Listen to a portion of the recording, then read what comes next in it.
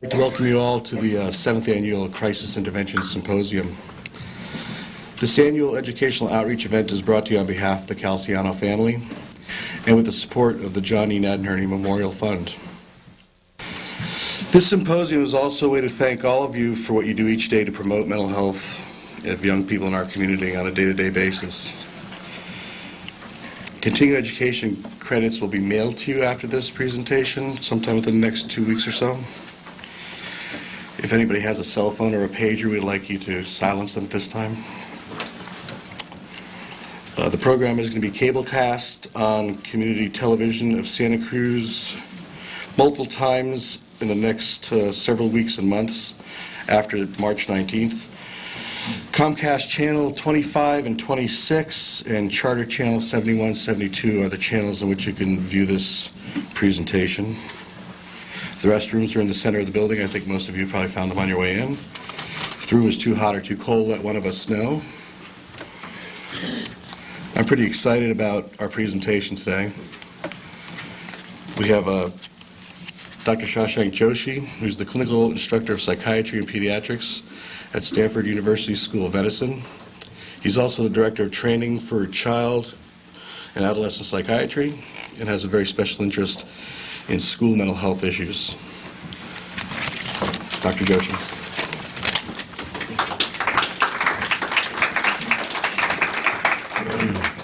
Thanks, George. Well, thanks to all of you for coming out on a Saturday. And thanks very much to the Calciano family. I think this is a wonderful legacy of their son, Jon, who ended his life tragically at the age of 23. And this has been, I've learned a lot about the tradition of what happens here every year around this symposium, and I'm really very privileged to be here to talk about what we know now about adolescent mental health, where the state of the field is, what the current trends are in terms of approach to evaluation and treatment. So I've been given 2 hours, and I have to cover quite a bit of material. And so I want to make a couple disclaimers. One is that last night, after we did this yesterday, and last night George and I kind of went over the talk in order to allow more time for questions at the end. So I have removed a few of the slides. I will also be, so I'll be going through most of the slides, probably 90% will be in the order you see them, but there will be a few that will not be there, and there'll be a few I just skip over.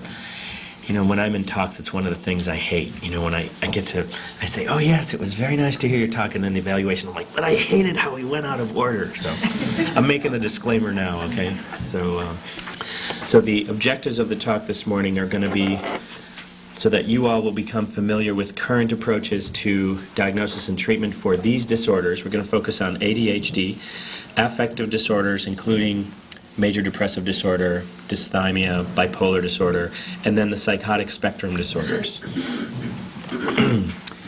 My aim is to help you learn about evidence-based treatments, and we'll be giving you ample book and internet resources to supplement your work. So, when you're a clinician in the community, how are you to know when to worry? When you're a teacher and you have someone in your class, how are you to know when a 16-year-old boy who was transferred from the next county comes in and is having a lot of moodiness, has a hard time getting started in the morning, and you find that with some patience and some redirection and some structure, you're able to bring him back into kind of the mainstream of what you'd like to do. But it takes some work. Well, maybe he's just a temperamentally moody teenager. So this is what would be called a developmental variation, just a moody kid, not necessarily with a mood problem or a mood disorder. Or maybe he does have a problem regulating his moods. Maybe he has a tough time at home, and when he comes into the school day, you kind of can predict what happened at home before he came in. He probably had a fight with his parent, a fight with his brother, or something like that. Or maybe he has a pervasive mood situation where he is really withdrawn and very sad, and he's lost interest in things he likes to do. His energy level is much decreased. He tells you that he's not sleeping very much. And then that's when you start to get concerned that over a period of time, maybe he's in the mood disorder category. So I put this cartoon up here just to illustrate that. teenagers, like all of us, they come in all kinds of shapes, sizes. There are cultural issues to be aware of, and the clinical presentation can also come in many different shapes and sizes and colors. So watch for normal range behavior and think developmentally. Think about the oppositional defiant teen who may actually just be having a hard time doing what they're supposed to do developmentally as a teenager. And maybe they just have a mood problem versus a teenager who actually really has a more pervasive set of problems for a specified period of time, which we'll go over this morning, and a constellation of symptoms that are going to make you worry more and want, if you're a teacher, to refer to the counselor or school psychologist. If you're a counselor or psychologist, you might want to bring in someone with mental health expertise in these areas if you don't feel comfortable evaluating it yourself. So right now we're in a point in the field where I think we've acknowledged and helped people understand that children and teens are different from adults. They're not just little adults. I think as teens get older, the field starts to see them more as young adults, and it actually invites adult practitioners to take care of teenagers. And if any of you are involved in any of the wonderful transition programs for 18 to 23-year-olds in this county or the next county, I applaud you, because that group is particularly at risk for falling through the cracks. And I was trained as a pediatrician and did my psychiatry training after that, so I kind of see things from both views. And pediatricians, no disrespect in case there are any in the audience, because I'm speaking to you as a brother now, but just saying that sometimes pediatricians tend to normalize maybe more than psychiatrists do. I think with the advent of evidence-based treatments and the, I think, core competencies that are required when you're training in pediatrics over the last 5 to 10 years, we don't do that as much. But kids don't get mentally ill or they'll outgrow it. Whereas psychiatrists tend to maybe look more into things, sometimes over-pathologize, and maybe tend to lose sight of normal development sometimes. Or recommend parentectomies for all the families. You know, they can just get them out of the house and put them in some wonderful therapeutic foster care for a while. So I think the evidence-based approach is trying to strike this balance between what is normal developmentally and what is pathology. What is a developmental variation? What is a temperamental variant? What is a problem? What is a disorder? Okay? So I'm just going to go very quickly over the stages of normal development, just so that we're all on the same page. And this is by Western standards, okay? Because if you go around the world, you're going to find some variations, especially with regard to teenage development. So an infant's main job is to be attached. Think of it as, you know, the foundation of a child's life, similar to when you're building a 75, 80-story building. If you don't have a very solid foundation in the first few floors, you can have a hard time building on top of that. Similarly, for a 75, 80-year-old person, if you have not had a stable infancy and childhood in terms of important caring attachments, you're already setting up some risk factors for later difficulties. Going into preschool and school age, for those of you who have young children or grandchildren or your aunts or uncles, you know that there's kind of a trajectory that kids go through. And by the time they get to school, they start to take on some more grown-up like skills, knowledge, being able to tell stories. When we approach kids for evaluation and treatment, we can start to do some serious talking therapy. For preschoolers and for young school-age kids, we're still primarily in the realm of play, and we can talk to them somewhat, but they're really not often able to describe their internal states. So we have to infer a lot by speaking with teachers or parents and then spending time with them in their natural environments. In early adolescence, of course, they do start to mature in many ways, both emotionally and physically.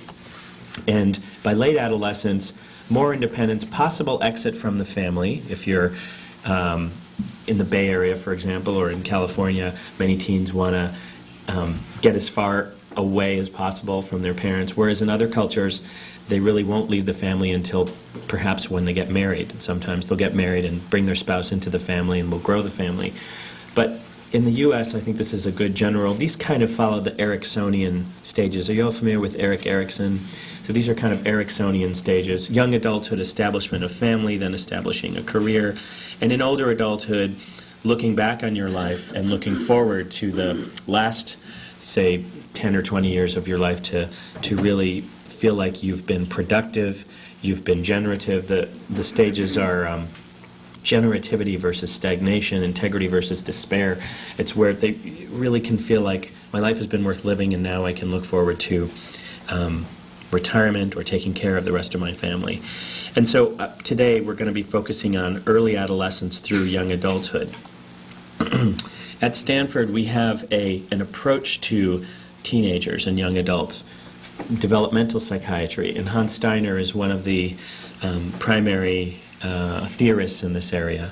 And I think this is all in your handout, but primarily it's just to remind you folks that it's different when you work with teens. You really have to look not only at the symptoms, but also the timeline, the developmental context, not only the behaviors, but where are they occurring, when are they occurring.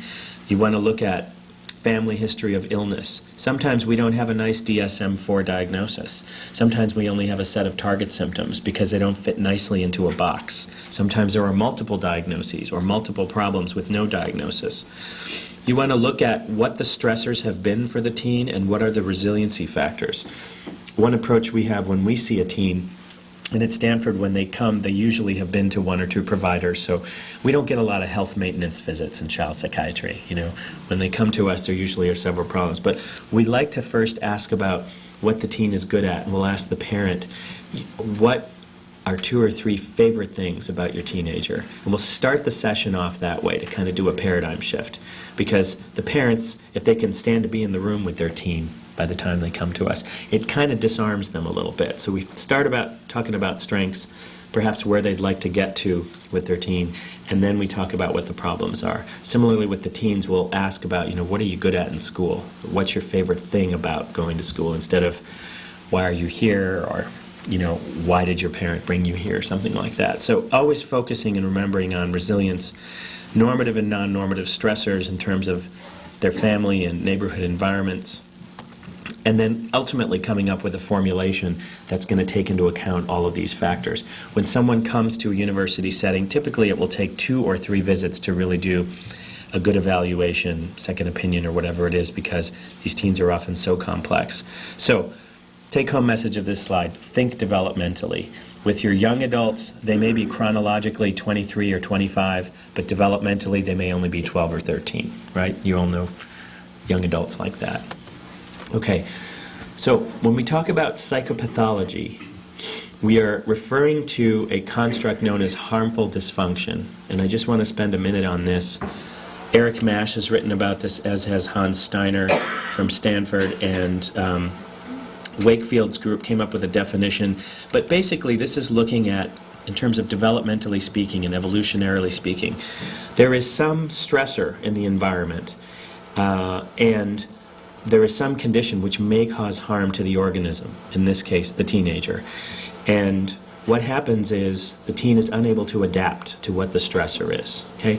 This condition will lead to what's called functional impairment, so that is, harm or some adverse consequence, and there is some difficulty in the internal mechanism to regulate. So the resiliency factors get overcome by the stressor factors. And so what ends up happening, according to this theory, is what's called adaptive failure, which is lack of progression in those tasks and competencies that I had on the previous slide, where you progress from young childhood to early to middle to late adolescence and into early adulthood. So when we're working with youth, there are some disorders that may present themselves in childhood, and there are some that occur primarily in teenagers. Most disorders in teenagers have their roots in childhood. Mental retardation, the PDDs, and autism and autistic spectrum disorders are typically diagnosed in school age, as are attachment disorders, ODD, which is oppositional defiant disorder. This is a tragically descriptive term, oppositional defiant disorder. And if we diagnose this in a teen, this would be acknowledging that most teens have periods of oppositionality and defiance and a hostility. But this is a pervasive hostility and negativistic attitude toward adults.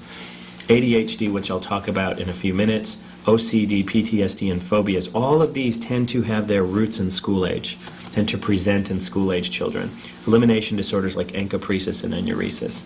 In adolescence, we start to see more in the way of more adult-appearing illnesses, conduct disorder, eating disorders, mood disorders, which I'll talk a little more about, substance use, somatoform disorders, which are the kinds of disorders that are feature like a psychic stressor and then a bodily manifestation. So the classic is Woody Allen, who's like a hypochondriac, but was probably that way as a teenager too, thinking about the tumor in his head the size of a basketball, and he can't sleep, and he's just, he's beside himself. And these actually do have their roots as, in adolescence. And then psychotic disorders, which I'll talk about in a few minutes as well. And psychotic disorders are an interesting phenomenon because schizophrenia is what we typically think of as the typical psychotic disorder. On the other hand, it's still pretty rare for it to occur prior to age 18. 18 is the first peak of first break psychosis. But you always have to think about, if you are seeing breaks from reality and what look like psychotic symptoms, that they may be occurring as part of another disorder. So a mood disorder with psychotic features, for example, because it's so severe. And I'll say more about that when we get to the mood disorder section. But this is kind of an overview of what we see and what you all see as mental health providers and teachers. So let's move on to ADHD. And this is something that has evolved over time. It used to be called ADD with or without the H. Some parents still prefer to call it ADD if their child does not have the hyperactivity part. But we call it ADHD now. There are 3 different types. But generally, there is some combination of inattention, hyperactivity, and impulsivity. Begins in childhood. And here's the important part of the definition. Functional impairment across settings. So not just in home, not just in school, but across settings with developmental relevance. So that 16-year-old moody teenager that I talked about who moved in from the next county, if he is getting out of his seat and not paying attention and having a hard time kind of focusing on a task, you'd be worried as a teacher or a counselor. But, bless you, but maybe at the age of 3 or 4, if he was doing that in his preschool, you wouldn't be so worried, right? Because that's what preschoolers do. They have joie de vivre, they're into everything, they're impulsive, they don't really think before they act. So remember developmental relevance. Remember cultural relevance. In some counties, what might be considered to be problematic behavior in other places might not be, depending on the intensity of the school district, the size of the classroom, etc. You have to have some symptoms before age 7. You don't have to have the whole clinical complement. But before the 2nd grade, you're going to see some symptoms. They may not present until middle school, but when you take the history, you'll find out that, yes, there was some difficulty in the early years. About 5% of school-age children present with this. That means in a classroom of 20 kids, there's going to be 1 on average who may have this diagnosis. Boys get it much more often than girls, but when girls do get ADHD, they tend to get the inattentive type, also referred to as ADD by some folks, without the H, much more than the combined type. These are from the Academy of Pediatrics, the Clinical Practice Guidelines. We have this entity called the DSM-4. Do you all know what that is? That's what we use to make diagnoses, and it gives us the description of the illness, the time frame, and the criteria that you need to meet in order to be diagnosed with a particular disorder. For ADHD, you have to meet 6 of 9 criteria for at least 6 months in a particular category. So there's inattentive type, hyperactive impulsive type, which is the least common, and combined type, which is the most common. Again, all 3 are most common in boys, but when girls do get diagnosed with ADHD, they tend to be the inattentive type the most. So what is inattentive type? That's like if you were to come here this morning and this was a boring lecture and there was no coffee, and you'd be not paying attention, you'd be dozing off, you might be like writing but sort of thinking about what you're going to be doing because it's going to be a beautiful day and you can't really focus on things. Difficulty sustaining attention in tasks or play for children, not listening when spoken to, not following through. And it's not because they're being oppositional or that they don't understand. They start it, but then they get on to something else. Difficulty organizing tasks and activities, avoiding things that require sustained attention. So they could sit in front of the Xbox, or they could play Madden 2005 for 4 hours continuously, but they can't sit with their math homework for 10 minutes because it's just not interesting, and they really need to focus, and they can't do it. The hardwiring is off, in other words, okay? So there are school psychoeducational interventions and behavioral therapy and medication interventions that help with that, and I'm going to talk about that. But this is what happens to these kids. Losing things necessary for their tasks. So they'll do the homework, they did the English assignment, but then they forgot where they put it. They come to school, they open the backpack, the homework's not there. Easily distracted by external stimuli, often forgetful in daily activities. The hyperactive impulsive type symptoms, these are kids who are always on the go. They're very fidgety, they're leaving their seat in classrooms, they're running or climbing excessively. There's always a lot of activity around these kids. They have a hard time playing quietly. And if you ask parents, you know, Mrs. Johnson, does it seem like he's got a motor attached and you can't turn it off? And she'll say, Dr. Joshi, welcome to my world.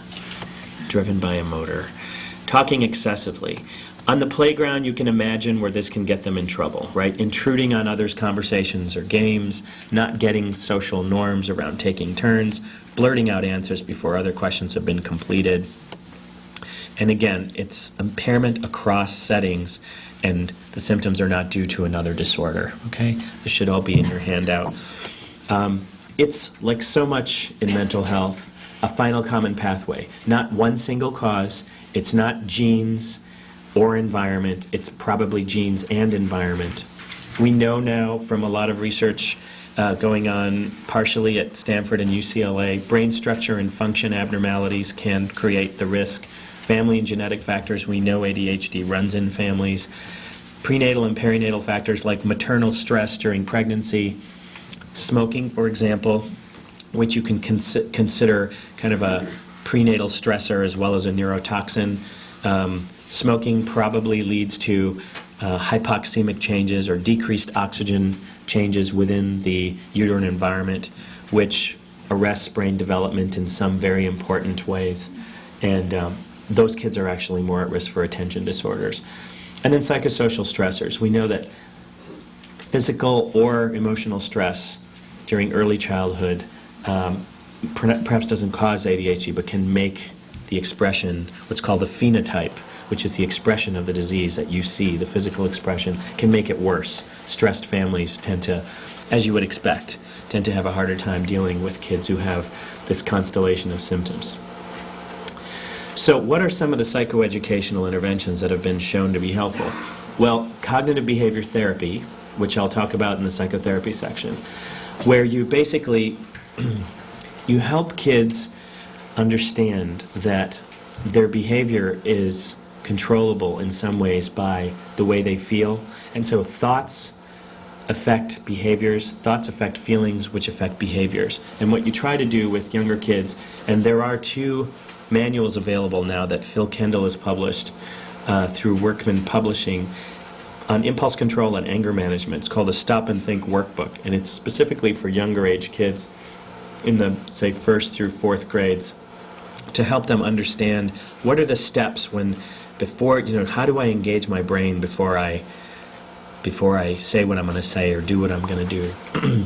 Classroom strategies and modifications are very important for kids with ADHD. For those who are in public school or in private school, they are entitled to have some modification. Those in public school are entitled to get IEPs and can be qualified with a diagnosis of ADHD. Those in parochial schools, religious schools, again, although there's not a federal mandate to have those kids or to require that those kids get modifications, most schools have an inherent interest in helping their students succeed. And so they're going to try to do the best they can to help with in-class modifications. Okay. Parent education and empowerment. Many of you know about this website, parentshelpingparents.com. This is started as a Bay Area organization and now is a national website for parents to really learn how to navigate the special ed system and to be able to get their children services through the school if they're in public school. Okay, I'm going to move on to medication options now. So psychostimulants. Why in the world would I want to give my hyperactive, overstimulated pupil or client a stimulant? right? Well, the stimulants stimulate the brain to focus, stimulate certain areas of the brain to focus, okay? They've been in use since the late 1800s. Anybody know what we used to use these medicines for? We used to use them for asthma in the late 1800s. And it was found in the early 1900s that children who had behavioral disorders and who had asthma were helped in their behavior disorders as well as their asthma when they were treated. And there are many studies now to document safety and efficacy. There's about a 70 or 80% response rate if you use one psychostimulant. If one type doesn't work, you go to the second, and it goes up to about 85%. But we do not use a response to stimulants to confirm a diagnosis. Bless you. So if any of you are going to be taking recertification exams or board exams, this is a great board question. We don't use a response to a psychostimulant to confirm or refute a diagnosis. Why not? Well, how many of us had a mild stimulant this morning to start the day? Right? So it doesn't, a response is what we call sensitive but not specific. Yes, it may have helped the child, but it doesn't really help you with a diagnosis because lots of people would be helped with a mild stimulant. How do they work? They promote the release and prevent the reuptake of norepinephrine and dopamine. And there's no direct effect on 5-HT, which is an abbreviation for serotonin. Serotonin was like the neurotransmitter of the 90s, right? It's also known as the happy chemical. It's the neurotransmitter that Prozac works on. Prozac tries to create and make available more serotonin for the body to use. So there's no direct effect on serotonin. There are probably indirect effects because all of the neurotransmitters in the brain interact with each other. But where the development of research is norepinephrine and dopamine, because here is a sagittal section of the brain. So this person is looking right at me, and you sliced away some of this part of their brain, and you're looking at them like this. Okay, and so this is the front. This is their eyes here and their nose, and this is their head. This is the front part of their head. It's the back part of the brain. Okay, so you're looking at them like this, and you just sliced my brain away. Okay, so this is you. This morning you took some coffee, and these pathways here were activated here at the base of the brain from an area called the substantia nigra. Substantia nigra is where a lot of the dopamine is produced. And you can see that these pathways, there are a lot of pathways that go frontally and anteriorly and are involved with emotion. And then these red areas, this area is called the nucleus accumbens, which is the pleasure center of the brain. And it's also the area that's exquisitely activated when people take large amounts of dopaminergic substances, such as amphetamine or cocaine, things like that. So what the drug companies try to do is find ways to not activate the nucleus accumbens, to find non-stimulants that may help. So that's what Eli Lilly did when it came up with Strattera. That drug does not affect the nucleus accumbens. But most drugs that work directly on dopamine, you have to deal with, although the benefits are improved attention, concentration, focus, by activating these frontal circuits here, help you with executive function, planning, organization. You also have to deal with the potential of addiction because you also activate the dopaminergic circuits in the nucleus accumbens. Okay? So that's what you have to watch for in adults especially. Kids' brains, teens' brains, because they're developing, interestingly, very low risk of addiction with these substances. Norepinephrine, this is the counterpart to dopamine. It's actually it's metabolized, actually comes from dopamine, and there's a pathway which I'll show you a little later. And I realize most of you are not neuroscientists, but this is just to give you some sense of what the neuroscientists who study this pay attention to in trying to come up with better treatments and understanding the disorder. This is the locus ceruleus, which is where norepinephrine is made in the brain. And these are the pathways here going anteriorly and posteriorly. You notice that there are a lot more pathways back here compared to dopamine, which primarily has pathways here and not very much back here. Okay? So if you want to think of it very simplistically, dopamine is primarily for anterior portions of the brain, executive function, planning, organization, and noradrenaline or norepinephrine is more ubiquitous, and it's involved more with behavioral inhibition. And so when a child is doing their homework or they're in a conversation, what's going to help them stay focused on that particular task and not get distracted, and not go do something else, and not stop their math homework 5 minutes into it to go play a video game. Okay? The ability to inhibit your impulses is probably more a function of norepinephrine than dopamine. Okay, the types of stimulants. You probably have been familiar with some of these names. The methylphenidates and the amphetamines. These are the two types of stimulants. The ones that are commercially available, and for the purpose of this talk, I'm going to use trade names, because yesterday when I was using generic names, I think it's hard for people who are not in the field to follow them. So I'm going to use the trade names, and I'll just make a disclaimer right now to say I don't work for any drug companies. My training program does get support from every drug company, because they're always trying to take my residents out to lunch and give them pens and cups and t-shirts and pads in the hope that my residents will unwittingly advertise their product every time they write a prescription. But my residents know better now, so I buy them all pens at the beginning of the year, so I really do. So they all say Stanford University on them. Ritalin, Metadate, Concerta, Methylene, these are the ones that are most commonly used and commercially available for the methylphenidates, Ritalin probably being the most famous and infamous. Amphetamines include Dexedrine and Adderall XR. Adderall XR has been in the news lately. We'll talk about that a little later. The benefits are what you would get with a good, strong cup of Peet's coffee in the morning, right? Improved focus, concentration, attention, and reduced hyperactivity, impulsivity, and fidgeting. But, like all medicines, there are side effects. If you have too much coffee, you can become irritable, get a headache or stomach ache. Dysphoria, this is kind of a lowered mood that can occur over time and can occur in kids who are doing very well on psychostimulants, but over time, their mood may become decreased. So it is important to be revisiting the doses of medicines at least every year to make sure that they really need to still be on the medicine at this dose. Zoned out or zombie effect. This is kind of the stereotype of what parents fear most, right? That the child's going to lose their personality and they're going to turn into a zombie. They're going to be walking out, zoned out. They're going to be walking around. Yeah, their behavior will be under control, but I'll lose my son. So we have a conversation with them that this is an unacceptable side effect, and we're going to go start low and go slowly and take them to the dose that's going to help them the most, but we're going to avoid these side effects. Appetite suppression and sleep problems are fairly common, dose-related, so responds to lowering of the dose, and then something called height velocity slowdown, which is a real phenomenon, but usually only affecting a few kids. And what it means is, on those growth curves, that when you go to the pediatrician or GP and they plot your height and weight, and actually typically the nurse plots the height and weight, right? And the problem here with psychostimulants is that and actually it's good that, and I'm married to a nurse too, so my wife actually helped me with some of the topics that, we always talk to physicians, but who's actually doing the work? It's often the nurse or the nurse practitioner who's going to detect this first.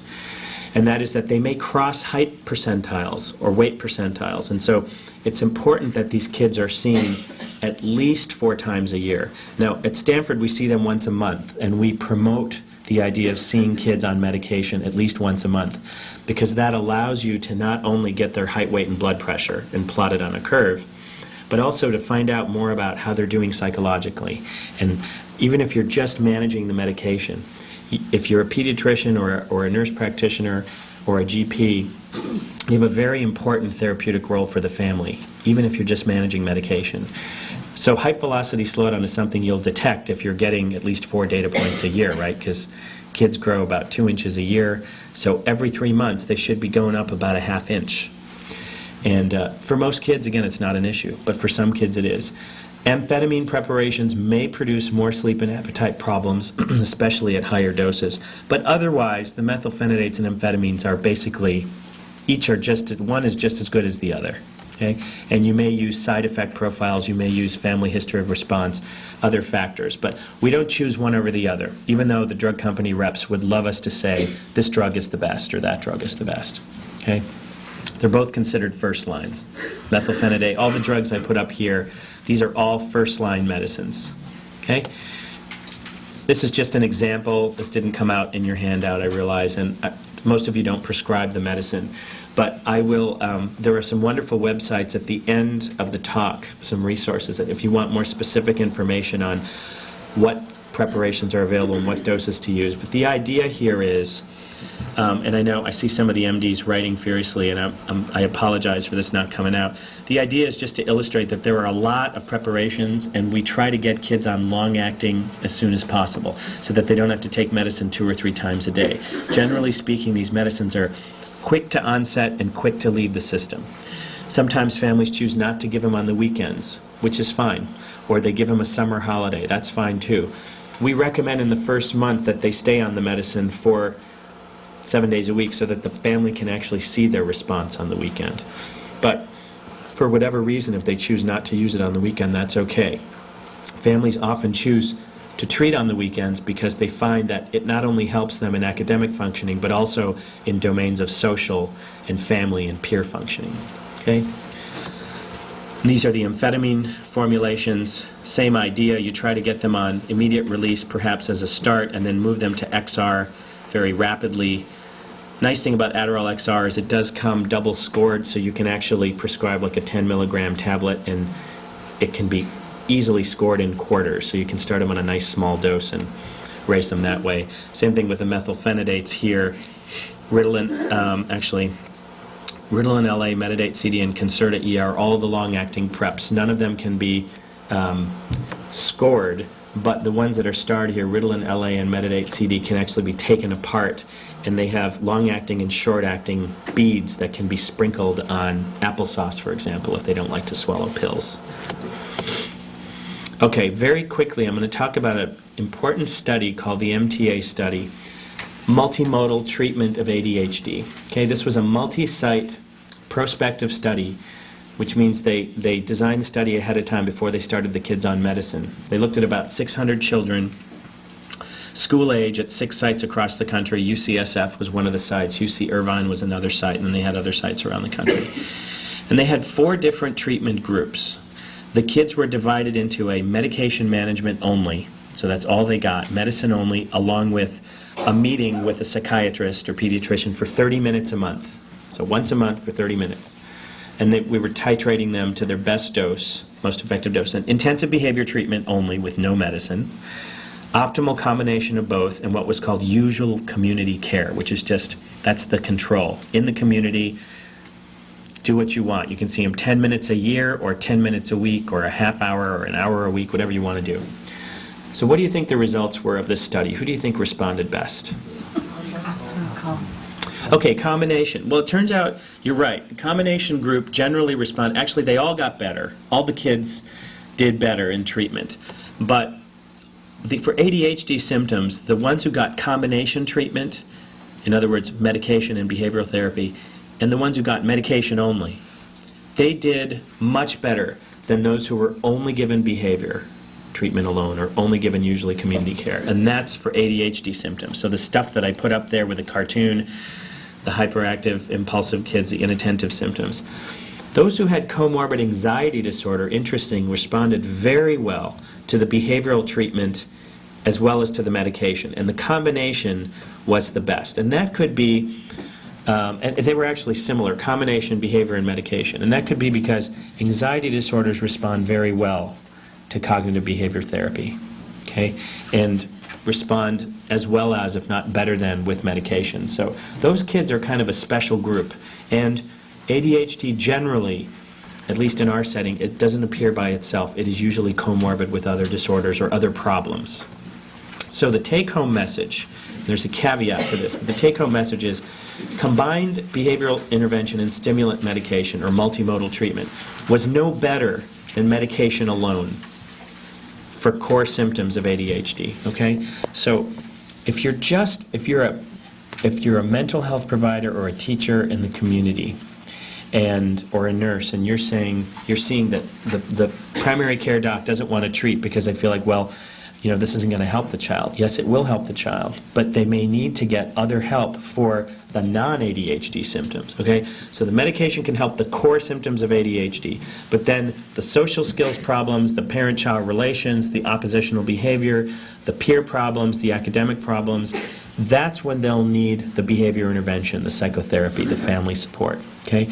And in that case, the 3 MTA treatments were very similar. In other words, medication, behavior, and combo. Combo was the best. All right? So since most of the time this is a comorbid condition, combo is where you really want to make sure that if the pediatrician isn't seeing them at least once a month, that they're getting some other kind of mental health support. All right, tricyclic antidepressants. We don't use them much anymore. I'm putting it up here for completeness sake because there are a lot of data to support their use. More than 15 double-blind placebo-controlled studies, okay? Very well-designed scientific trials, but side effects limit its use, okay? These are the commonly employed ones: imipramine, amitriptyline, dizipramine. You don't see them much anymore. But 20 years ago, they were really the mainstay of treatment for not only ADHD, but also depression.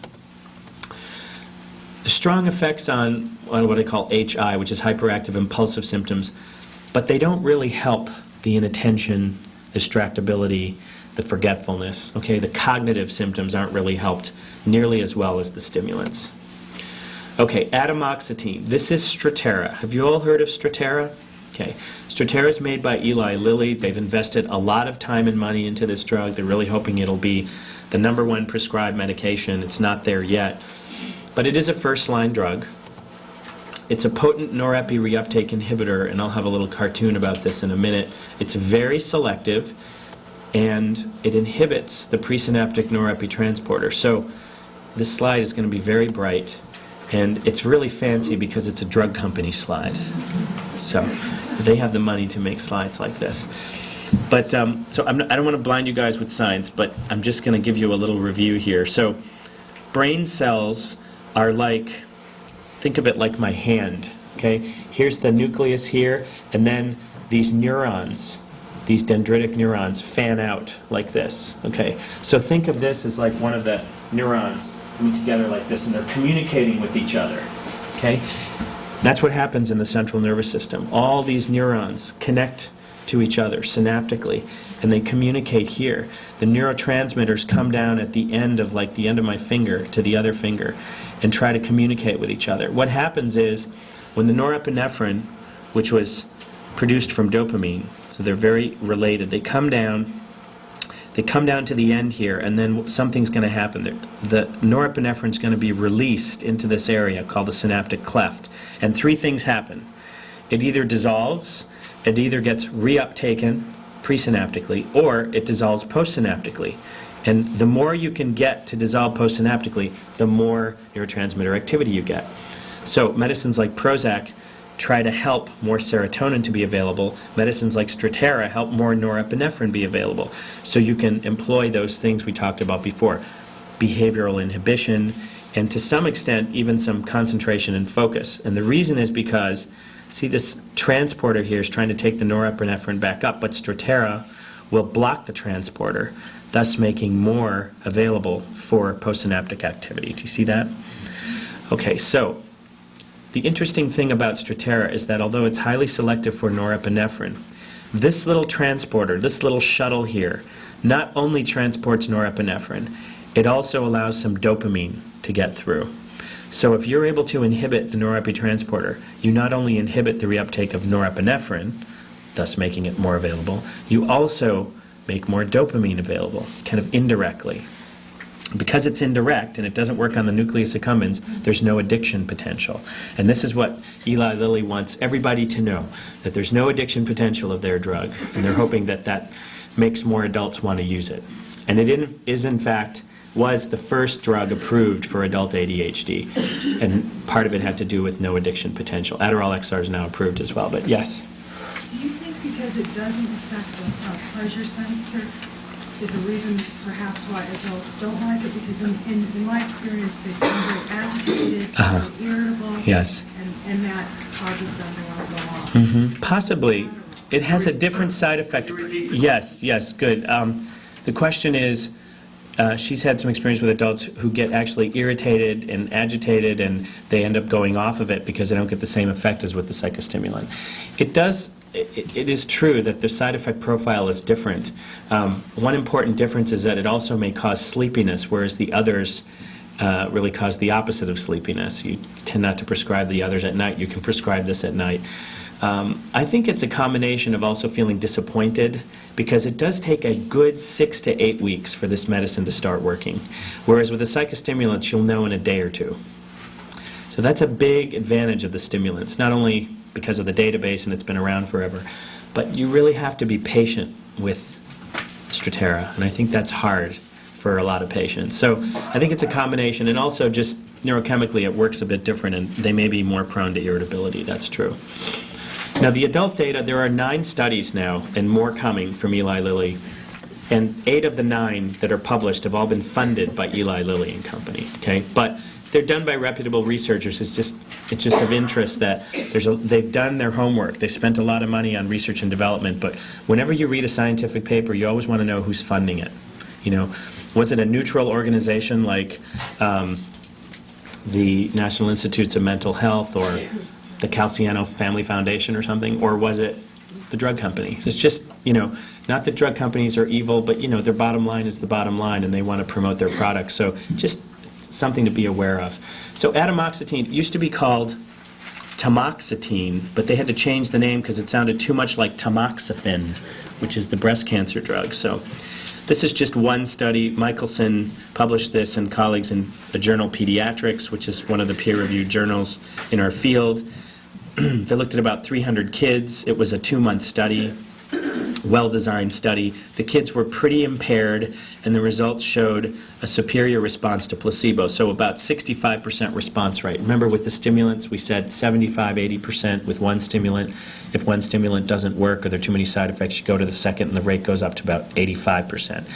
So this is still considered a first-line drug, but most providers will not prescribe it first line unless there's some reason to not use a stimulant. And there may be good reasons to not use a stimulant, but you know, it's only been out 2 years, so I think people still need a little more time. Although in adults, many prescribers will go to atomoxetine first because of the zero addiction potential. Okay, I'm going to move on to depression now. And I'm going to talk about these 4 topics: major depression, dysthymia, bipolar depression, and treatment. Now, this is the section where I've removed a few slides. So if I show a slide up here and it's not directly in your handout, I will catch up with the handout, but I'm just trying to make it a little more focused for you folks this morning. And I think some of the stuff from yesterday was maybe a little bit too detailed for what I'm trying to do, which is present an overview. Okay? So first, I want to talk about the prevalence of depressive disorders. When we talk about prevalence, we talk about the occurrence of the illness at any point in time in a society. So 1 to 3% of children, 8% of adults for major depression. For dysthymia, which I'll talk about in a minute, which is kind of a minor form of depression, kids and teens who are just chronically irritable, who are not full-blown depressed, but who have a lot of the depressive symptoms. But primarily, they're just irritable mood most of the time. 1% of children, 8% of adolescents, very similar to depression. Now, depression with onset in childhood often persists into adolescence and into adulthood. So for the teens that you see, often they had the roots of what you're seeing in childhood in a minor form. I've got the references here on the bottom, as well as references at the end of the handout. So what is major depression? According to the DSM, depressed mood or irritability in children, or diminished interest in pleasure, and 2 weeks of at least 5 of the following. And this is how we do it in the DSM. It's kind of a cookbook approach, but it's a research-based approach, and it allows us to be speaking the same language to other providers. So depressed mood in a teenager, or simply irritability in children. They may not present with full-blown depression or depressed mood. It may just be chronic irritability. Diminished interest or pleasure in all or almost all activities, most of the day, for almost every day. Weight loss or failure to gain weight. Insomnia or hypersomnia, so not getting any sleep or not getting very much sleep, or getting a lot of sleep, sleeping way too much. Psychomotor retardation, which is just being slowed down or being revved up. So children, for example, young children, 5, 6, 7-year-old children who may be very angry, get that home history. If they're presenting with anger in the school setting, find out what's going on at home. Because I see one of a friendly face in the audience here in terms of school settings. So much of what we learned at this organization called Achieve Kids in San Jose and in Palo Alto was, you see something going on in the school setting, find out what's going on at home. So agitation, anger, this can have its roots in what's going on at home, and it can actually be a presentation of depression in young children. Fatigue or loss of energy nearly every day, feelings of worthlessness, excessive guilt, this is uncommon in children, but in teenagers you may see it. And then diminished ability to concentrate or being indecisive. Now, this particular symptom is very nonspecific, right? Because that can just happen if a teen's having a bad day. It can happen in anxiety. It can happen because they just didn't get a lot of sleep. Or if it's in the context of the other symptoms, you want to think about, well, what else is going on that may lead me to refer this onto somebody, okay? And then finally, suicidal ideation. And we're going to have a wonderful presentation after this talk, after the break, on suicide. So I'm not going to say too much about suicide, except to speak about it a little bit in terms of medication and how medication can be used to treat suicide, and sometimes the side effect, and it's very controversial, as you know, how much do medicines themselves perhaps lead to suicidal thinking. But suicidal thinking or suicidal ideation is one of the criteria of major depression, okay? Now, in teens and children, as opposed to adults, you might see some symptoms that are a little different. So clinically, they may start to withdraw. They may start to lose interest in things. They may start to cry for no reason. They may have somatic complaints like headache or stomach ache, school refusal, worsening school performance, and new behavior problems. Now, in a teenager, when you're seeing these symptoms, what else do you want to think about very commonly? Drugs. Right, substance abuse, okay? Looking for new peer relationships, new cliques they're hanging out with, no longer interested in things they used to like to do. And drugs of abuse can also prominently lead to depressive symptoms, right? Such as marijuana and alcohol use. Preoccupied with suicidal thinking.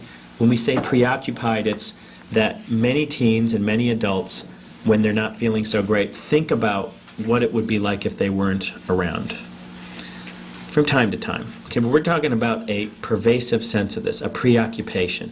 You'll hear later this morning about how they're starting to do things like giving things away, okay?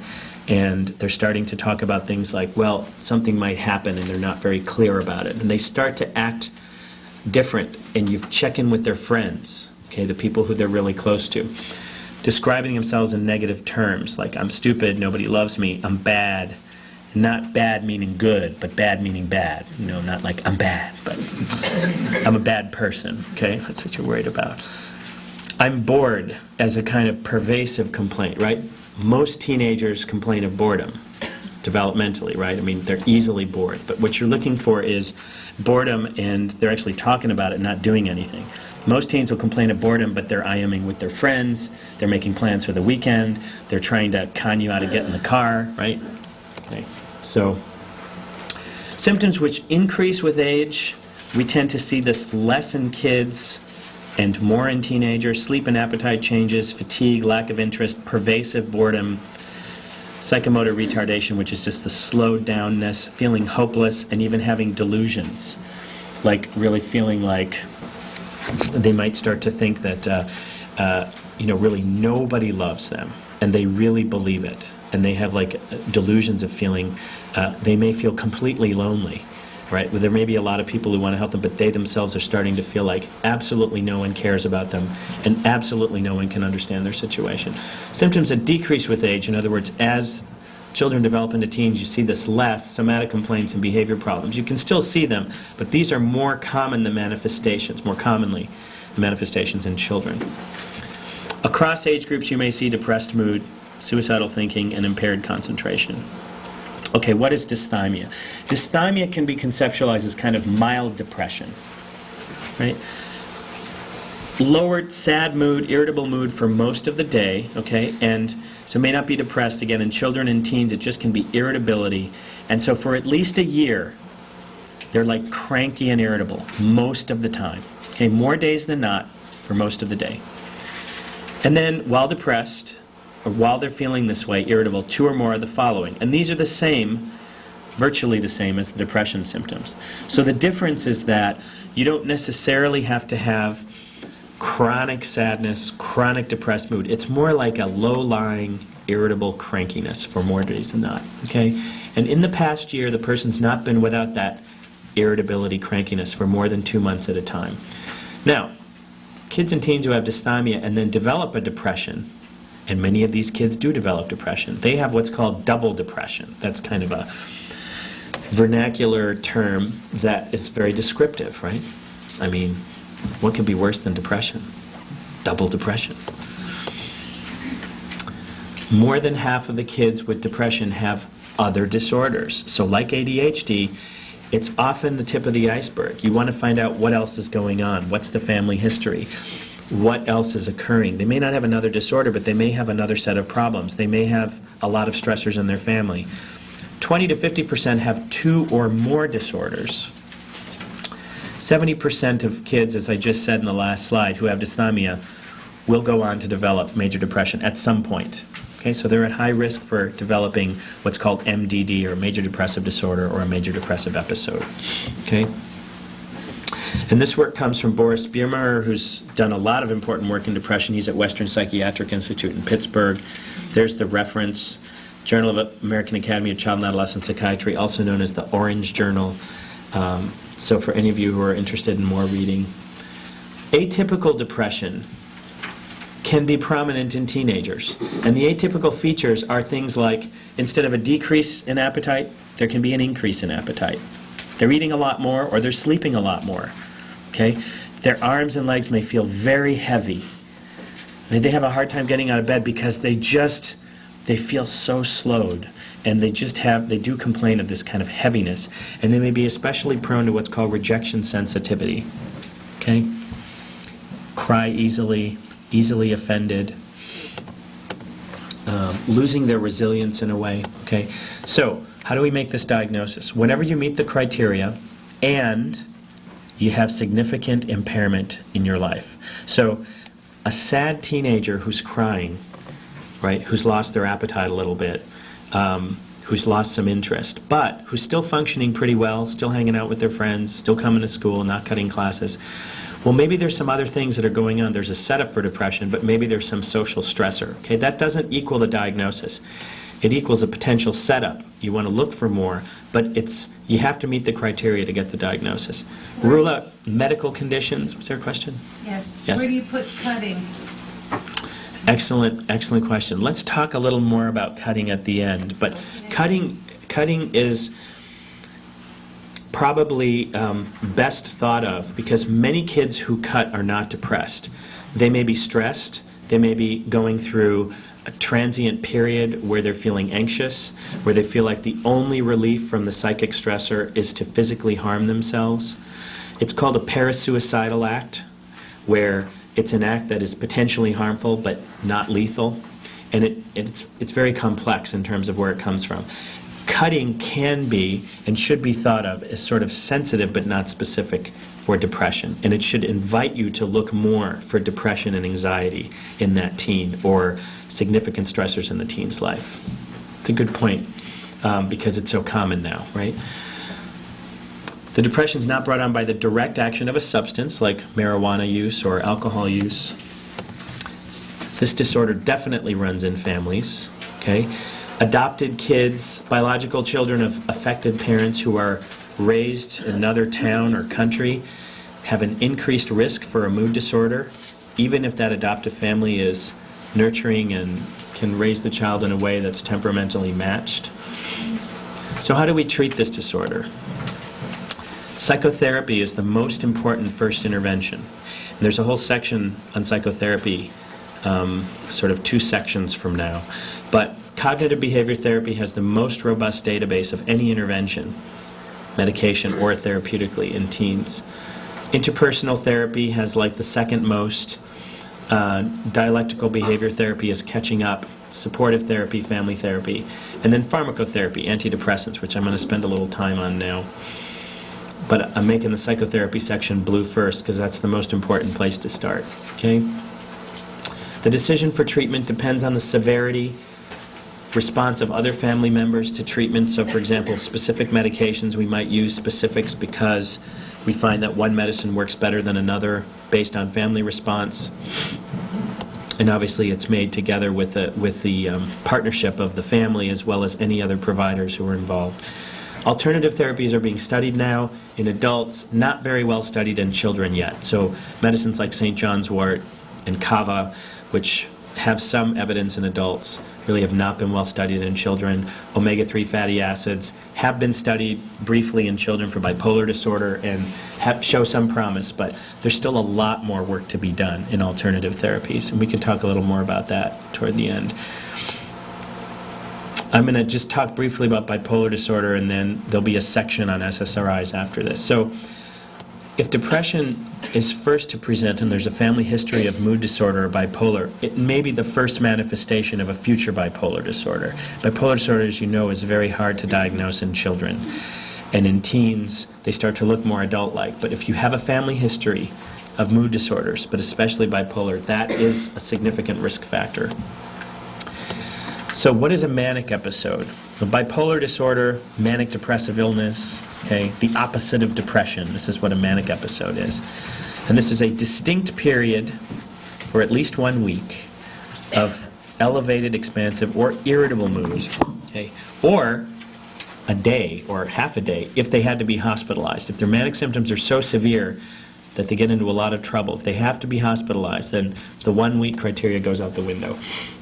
And during this period of disturbance, you have to have 3 of the following: inflated self-esteem or grandiosity, decreased need for sleep, much more talkative than usual or having pressured speech, lots of ideas in your head, very distractible, what's called increase in goal-directed activity, and excessive involvement in pleasurable activities that have a high potential for getting them in trouble. Okay? So, stealing your parents' credit card, taking the car, joyriding without telling your parents in it. You know, when they're done with the manic episode, they feel badly about it. But in the middle of the episode, they do some things that get them in trouble. The hypomanic episode is the episode that very similar to the manic episode, but the difference is that the time criterion is much less, and it does not equal hospitalization. So it's kind of how we'd all like to be when we're working on a project. You know, we're goal-directed, feeling pretty good about things. You know, some people will call that grandiosity. Other people say, no, man, I got my mojo. I got this project going. I'm doing it. I don't need to sleep. I can stay up till 2 and work on the project. What really makes hypomania a potentially bad thing is if it starts to get you in trouble, okay? And this criteria actually is not, it often occurs in isolation. It usually, once you get into excessive involvement, this really starts to make you think more of a manic episode than hypomania, okay? Mood stabilizers are the treatment of choice, and the antipsychotics are sort of the second treatment of choice. And I'm not going to go into detail because my colleague Kiki Chang, who donated some of these slides, really spends his life working on this. It's just for completeness sake, to let you know that lithium and Depakote are really the 2 only studied drugs in kids, okay, ostensibly. But these have been, the oxcarb and lamotrigine, which are Lamictal and,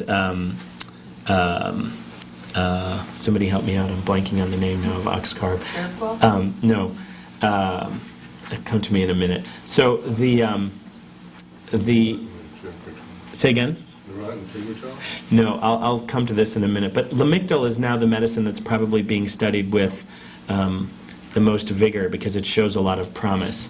But lithium and Depakote are the 2 that have the most database in children, the most robust database. And then the antipsychotics, I'll get to that in the psychosis section, but they've all been tried for bipolar disorder, okay, to varying degrees of success. So, is that Topamax? no, Topamax is topiramate.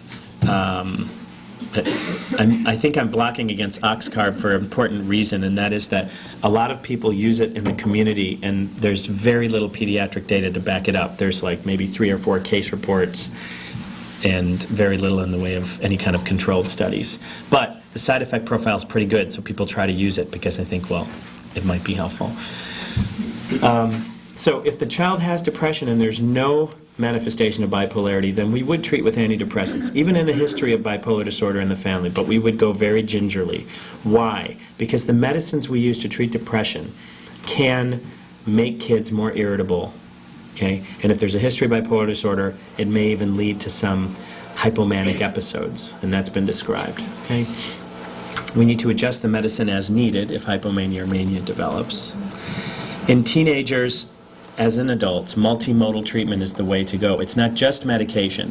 Psychotherapy is very important. There's a wonderful treatment called family-focused therapy, which is referenced in the back of your handout by David Minklowitz from Colorado. And it's a nice way to help families decrease expressed emotion and be able to really support these kids. You all know about the important topics to discuss with adolescents, not only social factors and drug use, but sexuality, sleep, and diet, and then psychoeducation around adherence to the medication. In bipolar disorder, contrasted to depression, I would say, the medication probably has a very central role in the beginning, because until you stabilize the mood, they're not really going to be able to participate in the psychotherapy often. Okay. So I'm going to talk about antidepressant medicines now, realizing that most of you are not prescribers, but to get you familiar with what they're used for. Depression, dysthymia, they're also used for anxiety conditions like generalized anxiety disorder, separation anxiety, OCD, and other anxiety spectrum disorders. They may be used for ADHD, for example, Wellbutrin or bupropion has been studied for ADHD. Tricyclic antidepressants have been used for pediatric depression with a pretty good response rate, but lo and behold, 60 to 80%, the placebo response rate is maybe 50%, okay? And so not much better than placebo, and the side effect profile kind of limits its use. Anticholinergic effects like constipation and urinary retention and blurred vision and blood pressure problems as well as cardiac problems. Dazipramine has been associated with sudden death in some children, so it's really fallen out of favor. And this medicine used to be a real popular one for overdose. So before the days of Tylenol overdoses are almost never lethal, whereas tricyclic overdoses often used to be. Tricyclic overdose attempts often used to be legal. So let's talk about the SSRIs. If you all know about the SSRIs, I have a slide here that has every single one on a chart. But these are the medicines, and I'll use trade names here: Prozac, Zoloft, Paxil, Luvox, Celexa, Lexapro. You've heard of all these medicines, I presume, right? So improve mood, lessen anxiety, increase energy level and motivation, hopefully, and many fewer side effects than tricyclics, depending on the brand. The long-term use is currently under study.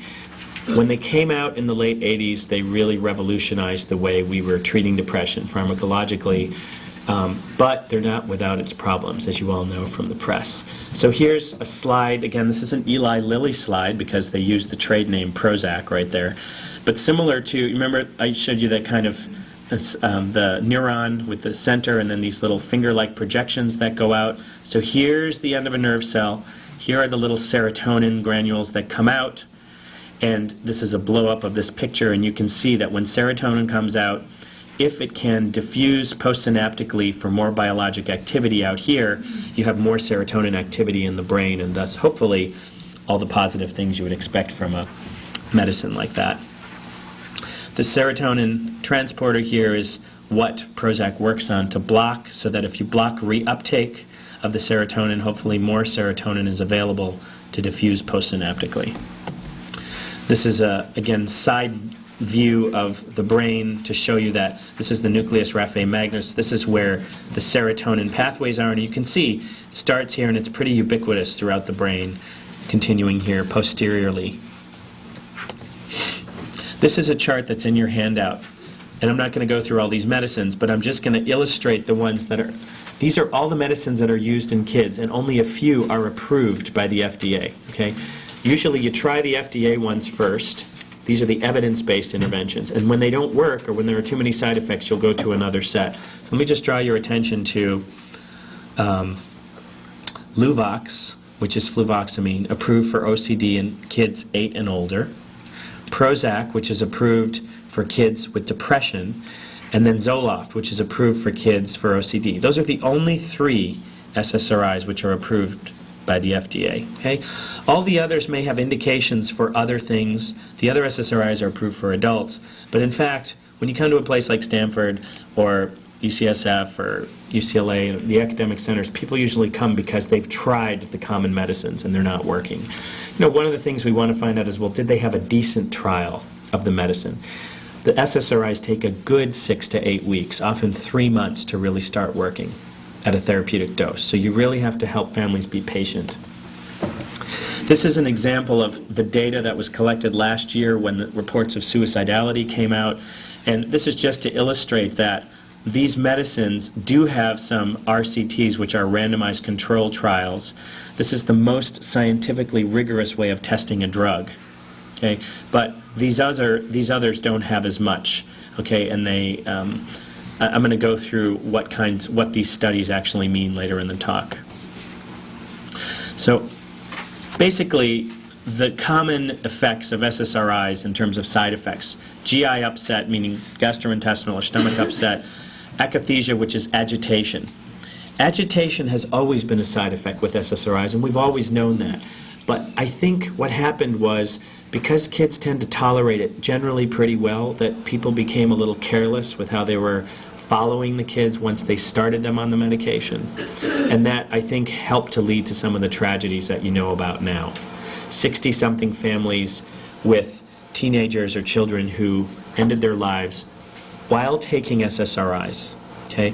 The question really is causality. Was it the medicine that led them to take their lives, or was it the, kids who are started on medication are usually moderately to severely depressed, and that in and of itself is the most important risk factor for suicide. And so causality is always the most difficult thing to prove. Height velocity slowing, I talked about it with the stimulants, can also happen with the SSRIs. There were 2 case reports now of height velocity slowing after 1 year on 2 different SSRIs. So we do recommend monitoring the growth on SSRIs as well. Okay. Suicidal thinking can look various and sundry, and it's very hard to keep track of. But some teens will say, "I feel so restless that I feel like jumping out of my skin." Okay, so when you start a teen on medicine, you want to give them some idea of what it might be like if they're feeling uncomfortable. And you talk about feeling a little uncomfortable, all the way to feeling agitated and restless, to the extreme of feeling like jumping out of your skin. And you want to be sure that the psychiatrist or pediatrician or GP or NP who prescribes it is available during that first 2-month period. Okay, that's why we try not to start medicines in July. Right? Because the psychiatrists are all on vacation in August. So there is something called SSRI-induced mania, which can occur after you start an SSRI, especially if there's a history of bipolar disorder in the family, especially if you're treating atypical depression. You have to watch for it, because it can look like a manic episode. And if a child or teen is taking an SSRI, we do first look at, could this have been induced by the medication? So we begin with psychotherapy. We'll select a medication. If it's a severely affected teen, we may start it at the same time.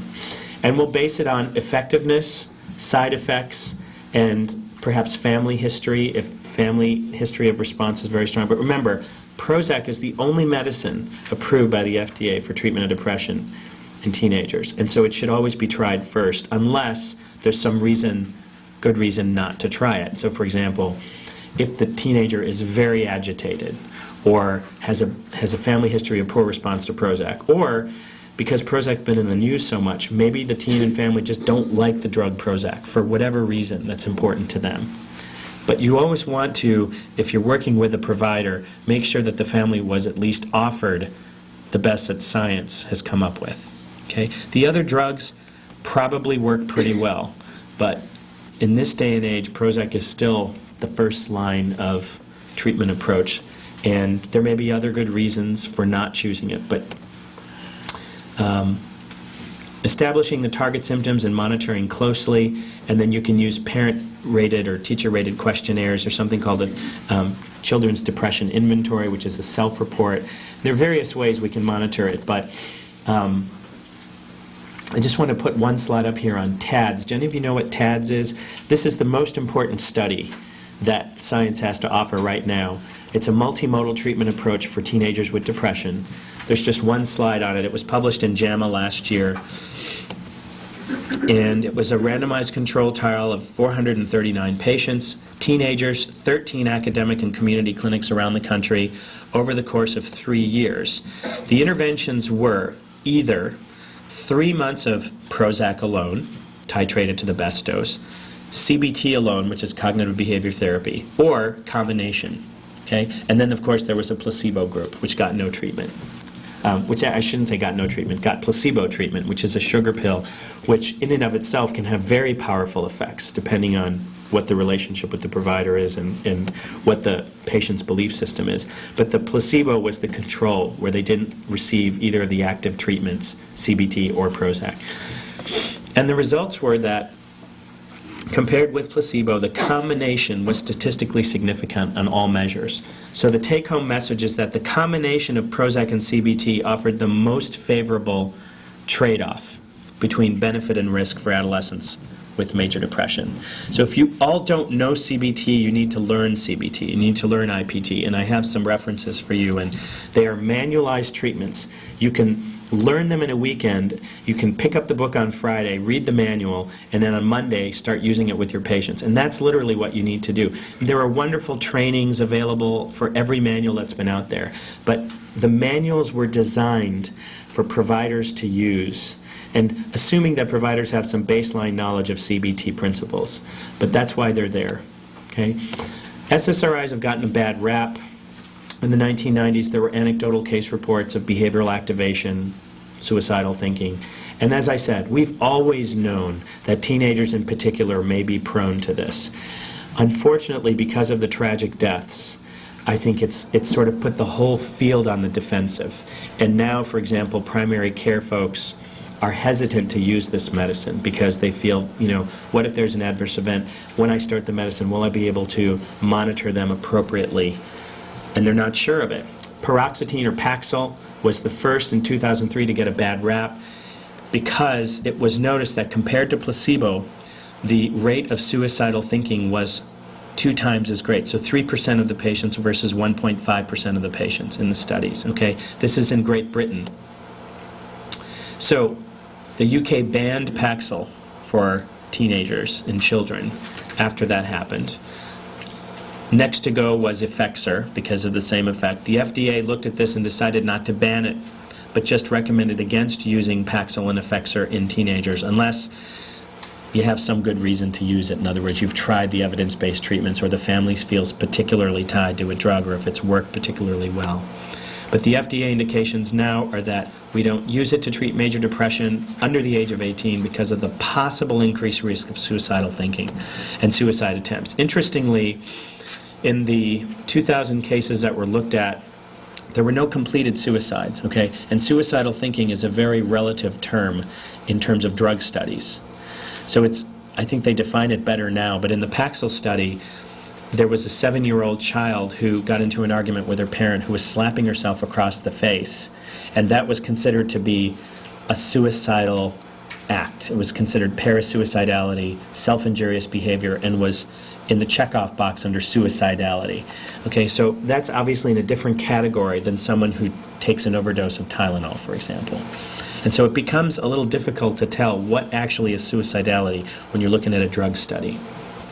What we try to do in our clinic is we'll do the informed consent and talk about the benefits of Paxil and the risks, and we try to cross-taper them onto a different medicine whenever possible. So, as I said, the FDA has investigated this. There's a Columbia panel with a set of recommendations to the FDA. There's the website. But basically, what they advised was that we proceed with caution. We don't not use these medicines, which have changed lives, but that we have to be very vigilant once we start the medicine in terms of follow-up. This is the ACNP, which is the American College of Neuropsychopharmacology. This is kind of a colloquium of some of the most important psychopharm researchers in the country. They reviewed all published and some unpublished data on the SSRI in kids and found that they do not increase the risk of suicidality in children above what you would expect, given that the kids have a diagnosis of depression or major depressive disorder. The data was drawn from the trials in children, which were 2,000 patients, and the trials in adults, 20,000 patients.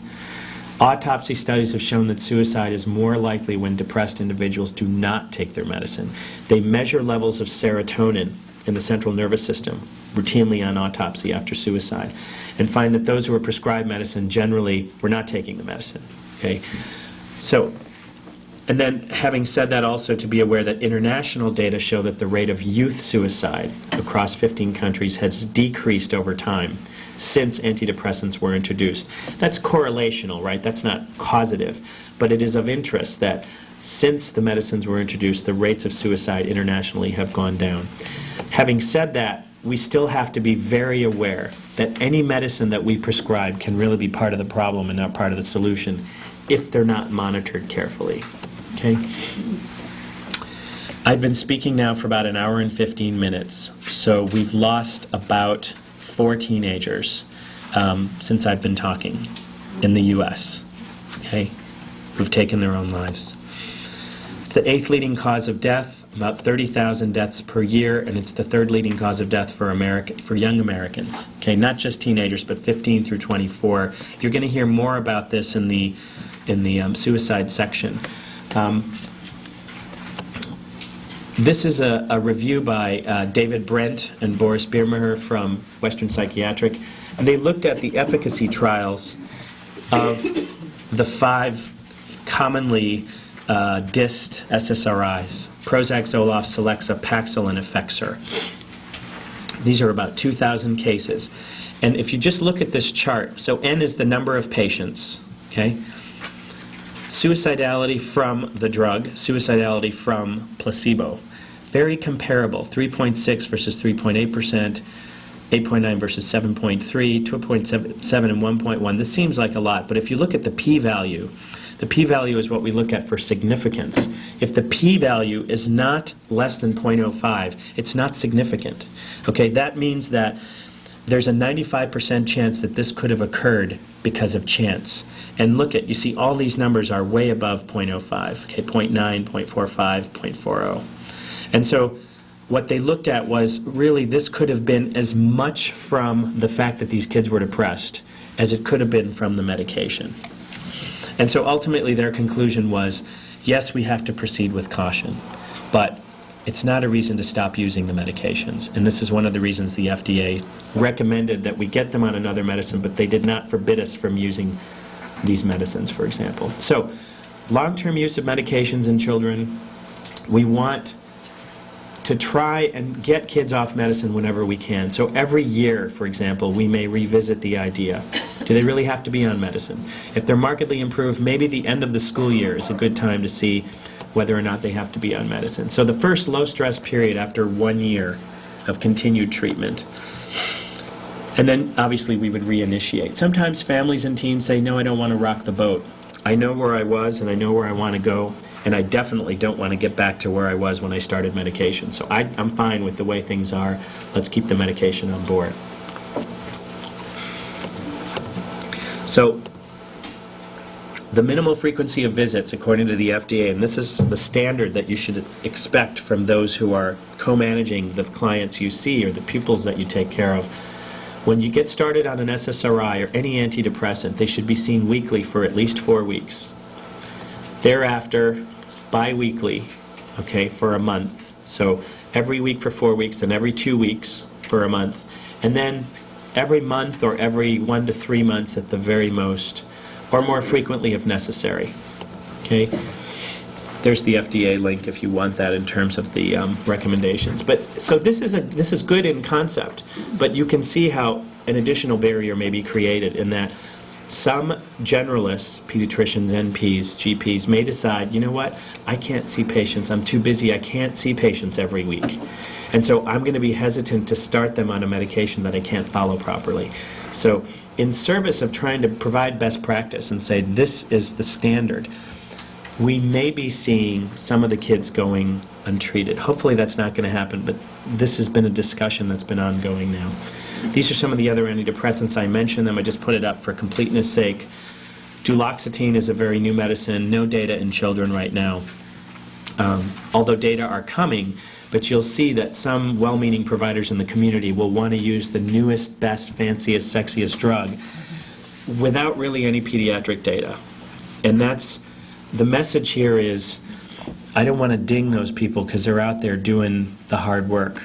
But the reason we have evidence-based treatments, the reason that children with garden variety ear infections are first examined by the pediatrician, and then if it's thought not to be viral, and if it's thought to be garden variety otitis media, they're started on amoxicillin, right? Even though there are very fancy gorillacillins and cephamagics out there, right? And the drug company reps are going to come by and they're going to say, oh, you can use this drug for 3 days, once a day, and then the infection will be over. The evidence base still shows us that amoxicillin is the treatment of choice for garden variety otitis media, okay? With the same token, we know that the evidence base for certain SSRIs are much better than others, and Prozac is still the one with the most robust database, okay? There may be good reasons not to use it, but for most teenagers, they should have at least been offered that as a medication, okay? And if there's some good reasons not to use it, fine. But unfortunately, there are no head-to-head studies with most of these drugs. Drug companies are notorious for just comparing it to something that they know hopefully won't work, like placebo. But Eli Lilly is going to be too chicken to compare it head-to-head with Zoloft in case Zoloft and Prozac look the same, right? Or if they're doing the study, we're not going to hear about it if it's a negative result, most likely. So, and for those of you in the audience who are watching this on TV, if there are any drug reps, I apologize. You know, if you don't want to feed my residents for the next month, I'll understand. But it's not a diss against the reps. The reps are out there doing the hard work, trying to educate. It's the companies who we just need to be aware that their bottom line is always the bottom line. I think if we can respect that, we can learn from each other and we can get what we need from the companies. There are lots of other uses for antidepressants, enuresis, school phobia. Wellbutrin's been used in ADHD. This is just for completeness sake here. Prozac's actually been studied successfully, found to be successful for bulimia. Other medicines include things like benzodiazepines and antipsychotics, alpha agonists. I'm going to talk a little bit with one question, then I'm going to talk about psychosis and then psychotherapy, and then I'll be done. So, what medications are FDA approved for depression in children under 18? These are only generic names up here. Fluoxetine is Prozac, sertraline is Zoloft, paroxetine is Paxil, fluvoxamine is Luvox. Which is approved for depression? A is approved for depression. Sertraline, Zoloft is approved for OCD, as is fluvoxamine or Luvox, approved for OCD. Okay. A few slides on psychosis. This could be an all-day workshop. I grew up at the Bronx Children's Psychiatric Center as a child psychiatrist, and I was schooled there taking care of teenagers with severe refractory psychotic spectrum disorders. Psychosis as defined by Stephen Stahl. This is from a book called Essential Psychopharmacology. It's not in your handout, but it's a wonderful book. My email address is on the cover of this handout. If you want some of the references that don't appear in your handout, like this one, I'll be happy to email it to you. But basically, it's where the individual breaks from reality. That's psychosis. It's developmentally relevant because, contrary to what we used to think in the bad old days before 1980, where all kids with severe disturbance were called either autistic or schizophrenic, we know that, for example, in young children, in preschool, they may normally have hallucinogenic phenomena. For example, around time of sleep, during infection, during periods of stress. Their pets, their toys, their toy monsters may take on persona, right? Preschoolers normally do this. Imaginary friends are common. There is something called hypnagogic and hypnopompic hallucinations, which occur around time of sleep. Okay, so whenever you hear a child who sounds psychotic, you really want to get that history and find out, okay, how old are they and where does it occur and when does it occur? Preschoolers don't follow adult rules of logic, right? Magical thinking is the rule of the day. This illogical thinking kind of decreases after ages 6 or 7, but you don't want to quickly diagnose them with something until you find out more about what that symptom is. Schizophrenia is the most severe manifestation of psychosis, right? It's very rare in young children.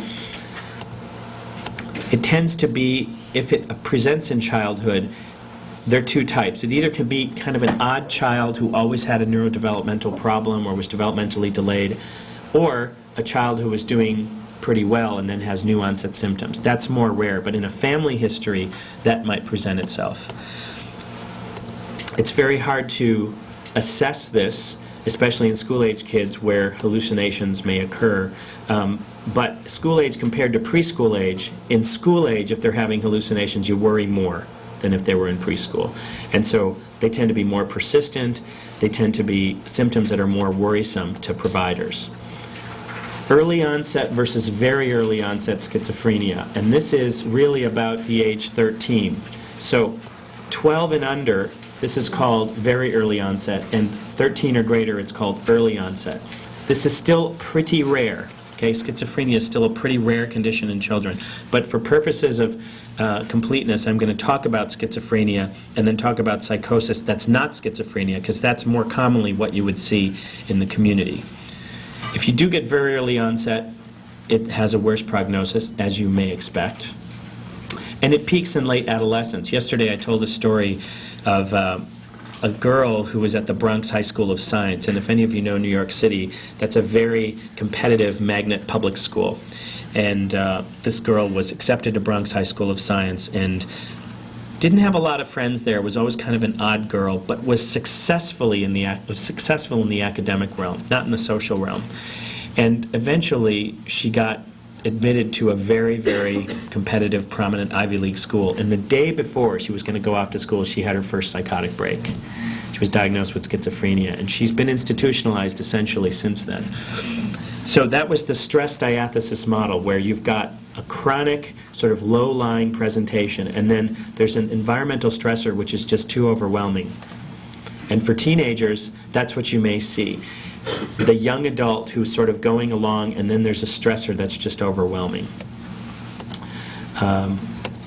So in very early onset, as I said, this is very rare, but in 12 or unders, you want to look at the psychosis as, well, is this schizophrenia, or is this part of a major depression or a bipolar disorder in the extreme, where they feel so badly about themselves, they're thinking about suicide, and they hear voices telling them that they're bad, or that they're stupid, or that they should try and kill themselves.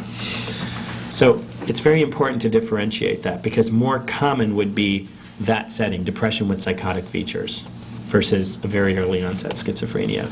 Okay? In adolescence, the symptoms start to look similar to those of adults.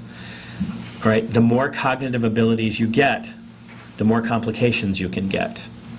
Other disorders also increase in incidence, like dissociative states. And we have to, again, really pay attention to, is this part of another disorder, or is it really schizophrenia? More often than not, it's part of another disorder, or it's transient, and it's not schizophrenia. We have very complicated ways of assessing this. Specific diagnostic instruments are very important. And then ultimately, when you hear about a patient who might be hearing voices, it's sort of like, when all else fails, doctor, examine the patient, because it's often not as bad as you think when you actually talk to them. But diagnostic testing, although it's helpful, it's an augmenter. It doesn't substitute a thoughtful, thorough examination. And that's, again, what you should expect from your community providers or your university providers if it's a second opinion, that the doctor spent a good amount of time with the patient and the family to make the diagnosis. Treatment is multimodal. Pharmacotherapy, educational and social skills. Family treatment is crucial to decrease what's called expressed emotion. Expressed emotion is that entity which can often take the place of, take the form of families being overly critical and harsh and punitive to adolescents who are having mental health difficulties. Okay? Family-focused therapy I talked about before. That's David Minklowitz's model. The reference is in the back of your handout under manualized treatments. And then there are always treatment guidelines being updated. Okay? We as child and adolescent psychiatrists are the best suited to be able to follow these patients into the transition to adulthood. Pediatricians are often the best suited to follow these kids into adulthood. So that 18 to 23-year-old group, which is so hard to treat, they need to have one person who they trust as they navigate the adult system. Suddenly their parents don't co-sign things anymore. And these kids with severe mental illness are asked to sign for their own treatment, well, then they need to have some provider who's able to, if there's just one person to shepherd them through. Otherwise, they're going to get into a lot of trouble because they're going to be asked to sign things and take responsibility for things that they never had to do before, not the least of which was their own mental health treatment, which they always relied on their parents for. Okay, moving to medications. I'm not going to talk about the medicines in detail for the purpose of this talk. This is just an overview. But risperidone or Risperdal and quetiapine or Seroquel, these are often mentioned as the most studied and the least studied. Risperdal is the best studied, Seroquel is the least studied in teenagers. Zyprexa and Geodon, I apologize, I put up generic, I should have put up trade names here. But Zyprexa and Geodon have some data in teenagers, and then Abilify has some data, but not very much. It's the newest thing out there, and it doesn't lead to weight gain, and that's why everybody's putting their patients on it. But it doesn't have a lot of teen data yet. Clozapine is often well tolerated in teenagers, especially if 2 other drugs have been tried. And it's a very important option to keep on the table, and it can really be life-saving. Yes, there are serious side effects potentially, but it can be nothing less than a lifesaver for some teenagers who have severe refractory bipolar disorder or psychotic spectrum disorders. Okay, I'm going to talk about psychotherapy now in adolescence. This is the last section of my talk. So what is psychotherapy? Psychotherapy can include any psychosocial intervention, actually, but specifically refers to a group of interventions that focus on feelings, thoughts, and behaviors. So for cognitive behavior therapy, have you all heard of what CBT is and what the basic principles are? Does anybody not know what the basic principles are of CBT? Okay, so CBT means your feelings affect necessarily your behaviors, which affect your actions. So feelings, behaviors, and actions. If you can change the way you feel, or if you can change the way you think, you can change the way you feel, which can ultimately help to change your behavior. Okay? So thoughts affecting feelings, affecting behaviors. Biological and medical treatments are not included in psychotherapy. Biological treatments are known as pharmacotherapy. And then other forms of intervention which may be very helpful, like recreational therapy, religious interactions, very important school interactions, school mentorship, important relationship with teachers. That's not psychotherapy. They may be therapeutic, okay, and they may be important adjuncts to treatment. But when we're talking about psychotherapy, we have to pay attention to some special issues in pediatric populations, right? Developmentally, they look a lot different. They're socially different, they're emotionally different. And so treatments that are designed for adults have to necessarily be adapted for use in children. And then something called the therapeutic alliance, which is a very important entity in any therapeutic interaction. And that is building and maintaining a trusting relationship. That may depend not only on the ability to work with a child, but also to work with the parent. And if the provider doesn't pay attention to that dual alliance, they may have a great alliance with the teen, but the parent may unwittingly be sabotaging the treatment by not coming to session, by canceling sessions, by not filling the prescription, etc. So what is evidence? Evidence comes in lots of forms. Okay? There are clinical impressions, which is how we start to design studies, case series, pilot studies, efficacy studies, and effectiveness studies. Does anyone know the difference between these two? Efficacy is what happens in the lab, in the university setting. You have nicely controlled conditions, you have pure diagnoses, studying kids with bipolar disorder, you exclude kids with ADHD, you exclude kids with oppositional defiant disorder, but effectiveness is like the real world stuff. So yeah, this may work great in Dr. Chang's study, but does it work wonderfully in Mr. Simpson's guidance counselor clinic at school? Okay. Cost effectiveness studies look at a medicine may be great, but is it really appropriate to use? So I gave the example of the ampicillin versus the gorillicillin, right? And ampicillin is still, you have to take it for 10 days and it's 3 times a day, but it's still the most cost-effective medicine.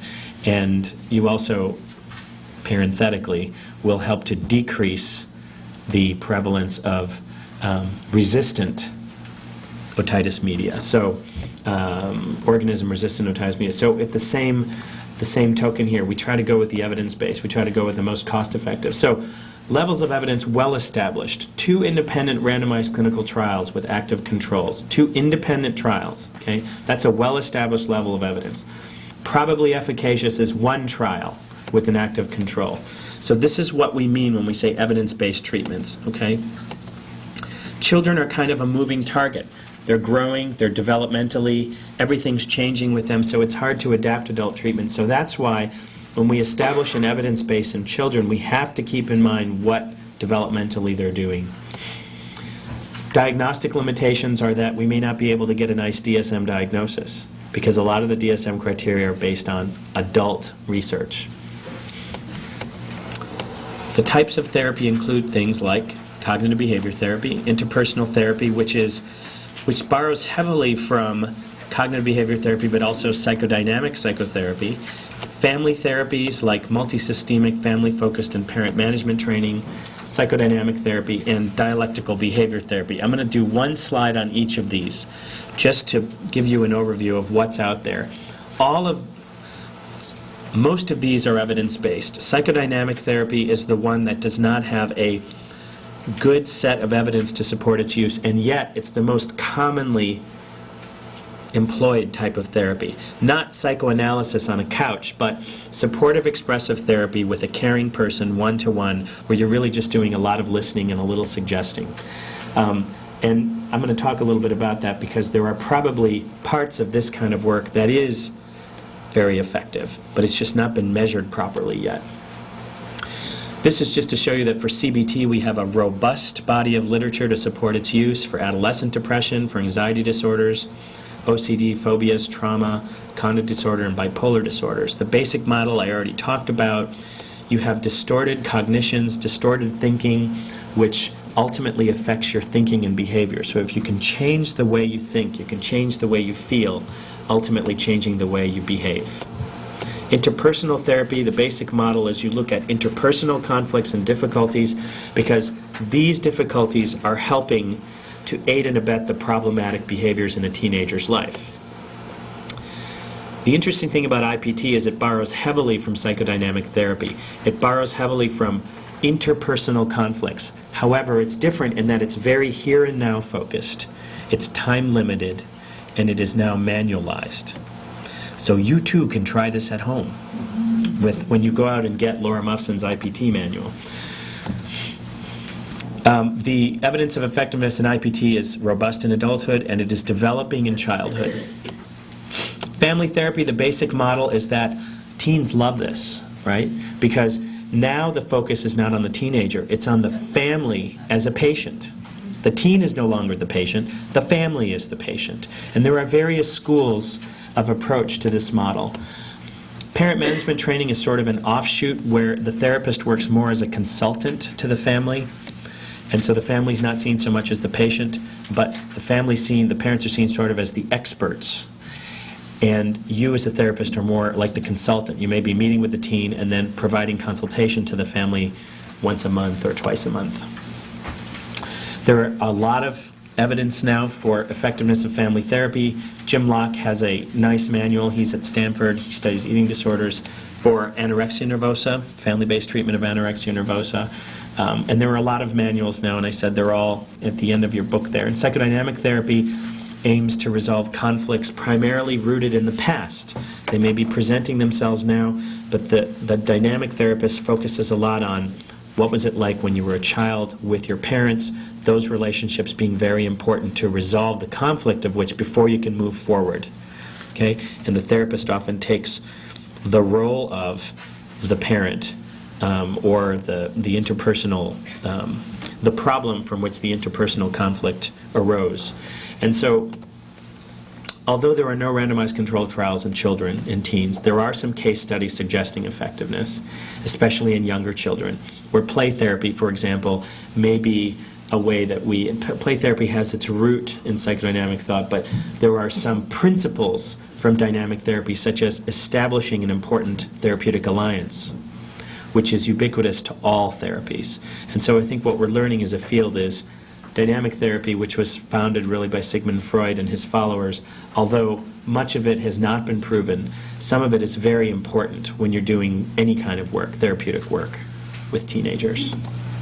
And then DBT, which, do any of you know, have been to any Marsha Linehan's training? She's the person who founded this in Seattle, and DBT is quite a revolutionary therapy in the sense that it aims to really work with the most severely affected people in mental health care. So the drug abusing, suicidal, borderline, depressed, history of abuse as a child patient. Okay, and you're trying to teach them 4 new skills for these multidimensionally impaired clients: interpersonal effectiveness, emotional regulation, distress tolerance, and mindfulness. She has a manual. It's wonderful. It's easy to use. It's hard to do, though, because these patients are so hard. And they have training sessions. And in fact, it includes not only weekly therapy for the clients and group therapy for the clients, but group therapy for the therapists, because the work is so hard. What is her name again? Marsha Linehan, Linehan. The reference is in the back, and there's the updated version of the manual is coming out next year, 2006. But basically, you try to teach them change skills and acceptance skills. Change skills are changing emotions, changing the way emotions are experienced. Okay, skills to reduce their vulnerability. How to help them not go for the Tylenol bottle. How to help them not call the old boyfriend who used to abuse them when they're stressed. And then the acceptance skills are based in Zen meditation. Marsha Linehan was studying Zen when she developed this treatment, so it's a very nice mix of Eastern and Western approaches to mental health care, reality acceptance, crisis survival skills, numerous randomized controlled trials in adults, and a growing database in adolescents. So, the last one I want to talk about is called CBITS, which is Cognitive Behavior Intervention for Trauma in Schools. Lisa Jaycox is the author. The reference is in the back of your book, the back of your handout. And this is used in schools to work with kids who've been traumatized, who've been exposed to community violence or interpersonal violence, who may not meet criteria for PTSD, but who may have some sequelae having been exposed to violence or having had their friends exposed to violence. Okay? The model trains school personnel and parents to be major coaches in helping affected kids. It's manualized, very well written, and is going to be a very promising treatment. It's only a couple years old, but it's really big. And you should all get the manual if you work in schools, because it's a really important intervention. So I'm just going to go through these slides very quickly. CBT and family therapy and IPT is all suited for manualization. They have in fact been manualized. IPT and DBT are promising therapies which need further study. And then psychodynamic therapy still remains a mainstay of treatment for several reasons. Needs to be studied further. Okay? It's hard to study. That's one of the reasons it's not studied. It doesn't suit itself easily to manualization. Some people are looking at short-term dynamic therapies, like 12 weeks, 20 weeks of dynamic therapy for manualization. Okay, last couple slides here. You can stop paying attention to your handout now, because I just want to get through these so that I can... Okay, psychological issues and pharmacologic management. I just want to talk about this briefly because it's very important. Therapeutic Alliance, Treatment Alliance, this is the most important thing you all do, whether you're a teacher, whether you're a nurse, whether you're a counselor, whether you're a other kind of provider. Hopefully, Treatment Alliance will help the patients take their medicine or do their homework. All the manuals require doing homework between sessions, okay? You could think of that as the treatment adherence. Hopefully, if they do their homework, they have good clinical outcomes. And hopefully, if they have good clinical outcomes, it enhances the alliance and they keep coming to the doctor. When do you think the alliance is established? How many sessions does it take to establish an alliance? 2 or 3, yes. The most powerful predictor of outcome is if there's a strong therapeutic alliance in the first 2 or 3 sessions. Yesterday somebody asked me, so when should I know if this psychiatrist is bunk or like if we should continue to stick it out with this person? 2 or 3 sessions. You'll know in those 2 or 3 sessions. And how will you know? What will your teenager tell you about whether or not there's a strong therapeutic alliance, be it with a therapist or with a prescriber? What will the teen say? They're okay. My therapist is cool, right? Yeah, that he's okay. I could see him again. All right. What percentage of all prescriptions in pediatric mental health care do you think are not filled or are taken improperly? High, right? What would you say? Okay, well, yeah, maybe. 80% perhaps is a little high, but probably at least around 50%. When I write a prescription, I'm pretty much planning that it's not going to be taken exactly the way I thought it was going to be taken. So that's why we have to do what's called psychological management. When we do pharmacotherapy, we have to be mindful of parents' issues, the ambivalence about bringing their child to a psychiatrist, about using medication, and, you know, misunderstanding doses, blood levels, onset of effects. You know, Strattera takes a good 2 or 3 months. So sometimes they forget because the psychostimulants like Ritalin and Adderall only take a couple of days. So you really have to be vigilant about the education that the parents get. Parents are typically or often feeling like they caused the problem, right? It was their genes, their parenting, or both. We try very hard to help parents understand that it's very complex. It's not one single thing that led to this condition. It's multifactorial. Genes and environment. What language do we use to explain the nature of a child's illness? Do we say chemical imbalance? That might be helpful, but it's not helpful for everybody. Some people don't want to think about chemicals in the brain. That's just not a very useful construct for them. Drug companies spend a lot of money on marketing. They try to come up with names that mean something, that are catchy. And since hopefully there are no drug reps in the audience, so I'm going to share 2 anecdotes, okay? Abilify is the newest antipsychotic I talked about. We had a teenager with Asperger disorders who refused to take Abilify because he said, "Doc, if I take that medicine, I will feel vilified. I will feel vilified if I take Abilify." He also had bipolar disorder. So he was clanging there, right? Well, one of the therapists convinced him that perhaps because he had Asperger's and he was really into the names of things, he said perhaps if he tried the medicine, he might be abilified to do better on his work. And in fact, that is what happened. He took the medicine, he lost like 20 pounds because it was a weight-neutral drug, and he continued to do well. Geodon, very interesting. Paul will love this story because it's an achieved story. Geodon is the second newest antipsychotic out there, right? And it's also known to be weight neutral. We had a 10-year-old boy in a class for a teacher who's no longer there, but a speech therapist understood that this child was noticeably hesitant to take another medicine which was going to lead him to gain 10 or 15 pounds. Every medicine he had taken, he had a good response, but he gained 10 to 20 pounds on. He had a family history of schizophrenia. His father was out of the country, and he was living with his mother. It was he and his mother in San Jose. And the speech therapist knew that he liked Pokemon. And Geodon sounds a lot like Geodude, right? Geodude is Pokemon character number 74. And she helped him relate the word Geodon to Geodude, and he took the medicine, and he got better, and he lost weight, and he continues to do well. So sometimes we use the brand to our advantage. But we try very hard to help trainees not use the brand, not let the brand use them, so to speak. Because when the drug company reps come and they're so sweet and so nice and they look great and they smell great and they got great food and they bring you pens and pads and cups, and you know, we just tell the reps very kindly, bring us the papers, tell us what's coming down the pike, but you don't need to bring us toys. Because ultimately we know that what we're doing is we're advertising the drug. Okay, so we try and make trainees aware of themselves as a billboard. Advertising is most effective when it's subliminal, and that's what's going on. The word placebo means "I will please" in Latin.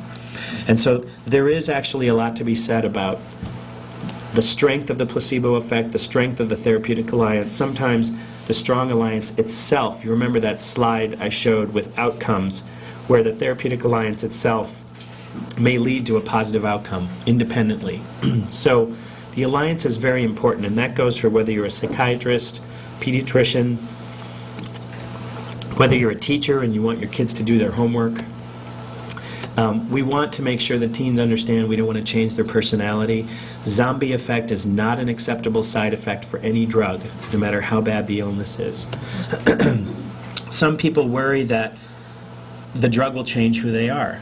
One bipolar patient said, "I love my symptoms, doc. They make me myself." And some teenagers hate taking medicines because they feel changed as people. They feel that their parents and teachers only like them when they take the medicine. What a great reason to not take medicine. Teenagers are especially vulnerable to poor adherence. These are my last couple slides. Developmentally, they feel omnipotent. They feel invulnerable. And what they have to do is separate and individuate. So what a great thing to do, not take my medicine, right? So overt or covert refusal of treatment may actually help to make them feel less dependent, and it may be a developmental task. So you have to be asking. Don't just assume they're taking the medicine. Side effects can take on new meaning for them. When there's a 10-pound weight gain in a child, it may look like a problem to their parent, and it may be, really alarming. But that's going to feel a lot different to a 17-year-old compared to a 7-year-old. So side effects are that much more important. There's something called adaptive non-adherence and non-adaptive non-adherence. Adaptive non-adherence may be where they don't actually take the medicine, but they're trying to achieve some developmental tasks. So with Prozac, for example, if they don't take the medicine for a day or two, it's not the end of the world because it has such a long half-life. So we just want to monitor what they're doing and encourage them to take it every day. Non-adaptive non-adherence is when there's negative risk-taking which primarily have adverse consequences, like high-risk sexual behaviors, for example. So non-adherence may have some developmental relevance. It's not automatically a bad thing, but it can be disastrous. So we have to ask about how frequently they're taking the medicine, what do they think about the medicine. Teenagers need to feel like they're kind of the captain of the ship, and that everyone's on their team, kind of the rudder, steering the rudder in the back, but that they have some control about the medication. So teens may feel like damaged goods. Okay? The prescriber may either be seen as an ally of theirs or an agent of their parents. I mean, that's the kiss of death, right? When you suddenly are seen as an agent of their parents. And so we have to try very hard to keep that alliance going. So my last slide here is just on the meaning of the therapeutic alliance, and that the offer of a medicine is not a neutral act. When you offer a medicine, when you write a prescription, it's an offer of hope, of promise and things to come. So we have to be very mindful about the way teenagers view medication, and that we have to make sure they don't think it's going to change them as a person, and that we help parents not give backhanded compliments. Like, you're doing so well the last couple weeks, that medicine must be really working well, which is well-intentioned, but maybe experienced as backhanded by the teenager. So once the medication's taken, it can actually become psychologically incorporated into the patient's view of himself or herself and can change their sense of identity. And ultimately, the significance of the drug can affect the way they view not only the drug and the prescriber, but also themselves. So I want to thank my collaborators, Margot Tienemann, who studies anxiety disorders, Jim Locke, who studies eating disorders, Kiki Chang, who's the bipolar king, Kirti Saxena, who is probably going to be taking a job in Texas on faculty at Southwestern, but who's there studying mood disorders, and Hans Steiner, who has been a mentor to many of us, and many of these folks have contributed. They've all contributed slides to this talk, actually. I have resources in the back, and I have some examples of these books here that you can look at during the break. I want to draw your attention to the first two in particular. Child and Adolescent Mental Health is this book. It's $34.95. It's soft copy. It's especially good for nurses and pediatricians. It's written by David Kay, who's a wonderful, he's a training director at Buffalo in Child Psych. It's just a very, very useful book. And then Timothy Willen's book, Straight Talk About Psychiatric Meds for Kids, probably the best available version of for non-MDs talking about psychiatric medications, especially well written for teachers and parents. And then two of the books on evidence-based treatments. This is the John Weiss book, Evidence-Based Psychotherapies for Children and Adolescents, that I have here on this slide. And then this book is the Stanford Mental Health Interventions in Children and Adolescents book, which really reviews the evidence base and also talks about some emerging treatments which have not perhaps been proven yet, but maybe coming down the pike. There is also a nice section on psychodynamic therapy in here and sort of the areas of development of research and things like that. So I'll leave these up here for you.